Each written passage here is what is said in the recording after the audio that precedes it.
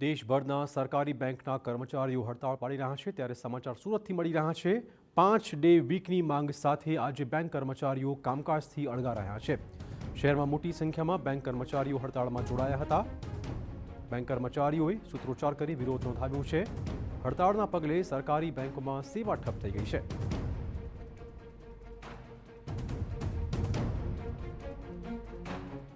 આજે બેંકના કર્મચારીઓ દ્વારા તમામ બેંકો જે બંધ રાખી અને એક દિવસની જે હડતાલ રાખી છે જોઈ શકાય છે તે પ્રમાણે સુરતની અંદર પણ તમામ બેંકના જે કર્મચારીઓ છે તે હડતાલની અંદર જોડાયા છે।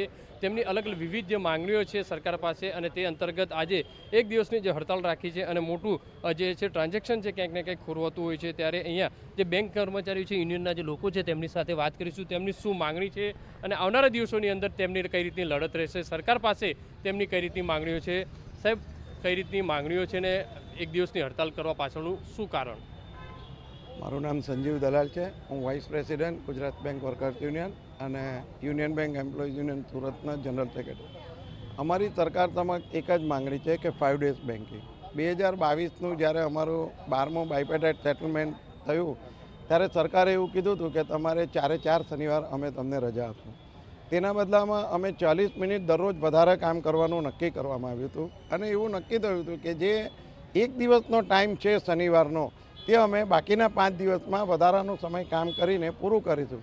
છતાં પણ સરકારે એવું કીધું છે કે અમે ફાઇનાન્સ સેક્રેટરીને વાત કરી છે અને આજે 3 વર્ષ થયા તો પણ સરકાર અમારી માંગણી પર કોઈ ધ્યાન આપતું નથી। માટે અમારો એક જ મુદ્દો છે કે જ્યારે સરકારની ઘણી બધી કંપનીઓ સેન્ટ્રલ ગવર્મેન્ટની કે તમે કોઈ પણ જુઓ, સેન્ટ્રલ એક્સાઇઝ જુઓ, શેર માર્કેટિંગ જુઓ, કોઈ પણ વસ્તુ 5 જ દિવસ કામ કરે છે તો બેંકોને શા માટે 6 દિવસ કામ કરવાનું અને ઓલ્ટરનેટ ડે શનિવાર રજા આપવાનું કારણ શું?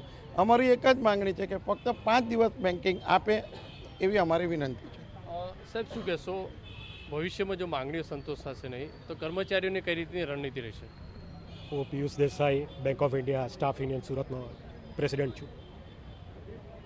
કર્મચારીઓને સ્ટ્રેસ રિલીફ મળશે એક તો 5 દિવસના બેન્કિંગથી, કારણ કે આમ બી બેંકોમાં સંખ્યાબળ ઘણું ઓછું થઈ રહ્યું છે એટલે કર્મચારીઓ પર ઘણું બધું કામનું બોજ છે।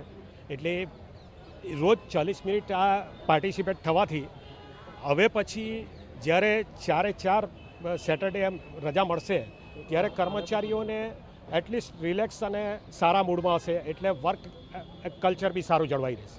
જે રીતે જોઈ શકાય છે કે મોટી સંખ્યાની અંદર જે કર્મચારીઓ છે જે જોડાયા છે, અહીંયા મહિલા જે કર્મચારીઓ છે તેમની સાથે વાત કરીશું। શું કહેશો, કઈ રીતની માંગણીઓ છે, કઈ રીતે કર્મચારીઓનું લોડિંગ થઈ રહ્યું?